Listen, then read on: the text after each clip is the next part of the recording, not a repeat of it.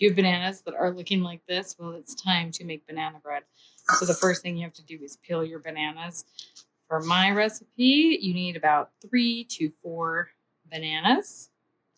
Peel it just like so. Get it ready to go. Get them all into a bowl, and we'll give it a good mash. I've already smashed up some bananas here. There's one extra. I'm going to peel this, freeze it for smoothies. We'll set that aside. So in here, I have all of our wet ingredients. I mashed up all of those bananas with a potato masher, and then I went in with some brown sugar, 2/3 cup of that. I went in with some melted coconut oil, and I went in with 2 tablespoons of milk. You can substitute any really dairy product there if you want, or non-dairy. 1 egg, room temperature. Hack that I like to use because I never plan ahead. To get it up to room temperature, I put it in some hot water in a little cup while I'm mixing up the rest of the ingredients, and then it's perfect and ready to go. So we've got an egg in there. We've got some vanilla extract. We have about a teaspoon. That's what the recipe calls for, but I usually do a teaspoon and a splash. And then that's all mixed up in here. All of the wet ingredients nicely incorporated here, ready to go. In a separate bowl, I have mixed together all of our dry ingredients. So our base is flour, and then our rising agents are 1 teaspoon each of baking powder, baking soda. And then for a little bit of flavor here, we have a teaspoon of cinnamon. I like it in this little shaker because I put it on coffee. 1/8 of a teaspoon of ground nutmeg, 1/2 teaspoon of salt, and then this is not necessary, but I sneak these sorts of things into food that my kids will eat. So I have a good healthy scoop of flaxseed. I think I put about 1/8 of a cup, but go wild, mix it all in there together and make sure everything's nicely incorporated and you don't have any clumps of flour anywhere. You can use a whisk to do this. And then we're ready to mix the two together, the wet and the dry. Bring them all together.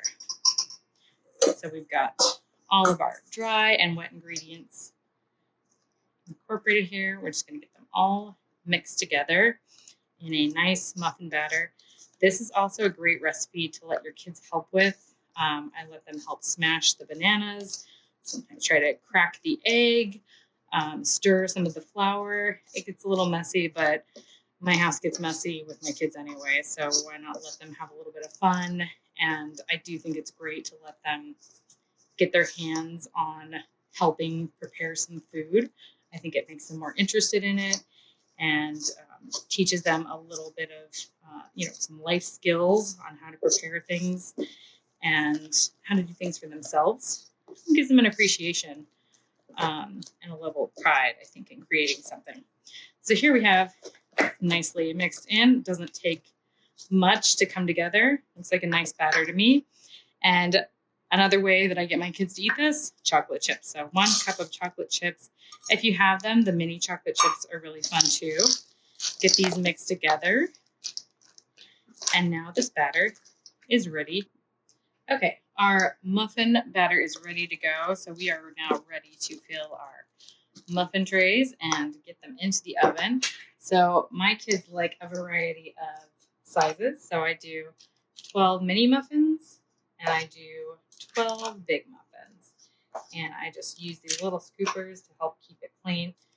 It helps keep them more uniform too, even though I don't really care that much. This is just for our little household. I'm not setting up shop here. So just quickly fill all of these up.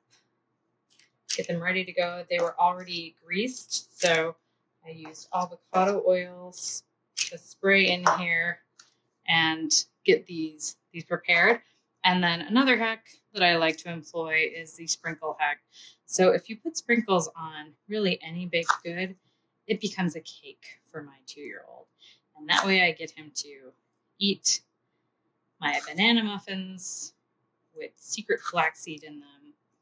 And they just look really fun. And so all I have to do is add a little bit of this sprinkle confetti, and we're good to go. So these are ready to go in the oven. Okay, we're ready to go in the oven. So we are at 400 degrees, a really hot oven. We're going to throw in our little mini muffins up top, and we're going to put our larger muffins in the middle. close that up. We're going to bake it for 5 minutes, and then we will turn the heat down to 350 for the remaining bake. Our mini muffins are all done, rather. They were in the oven for 5 minutes at 400 degrees, and then we lowered the temperature without opening the door to 350, baked them for another 5 minutes, and now they're perfect. If you want to test that, you can use a toothpick, tried and true method. So you take a toothpick, insert it. If it comes out clean like that, you're good to go. They have been in the oven, first starting off at 400 degrees, so a very hot oven. And then we turned it down without opening it up to 350.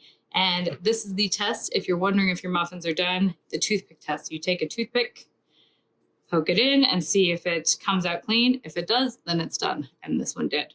So we're all set there. These are ready to go. My kids love these because they have sprinkles on top and they look like little cakes and they have no idea that there is flaxseed hiding inside. Mwahaha. Enjoy.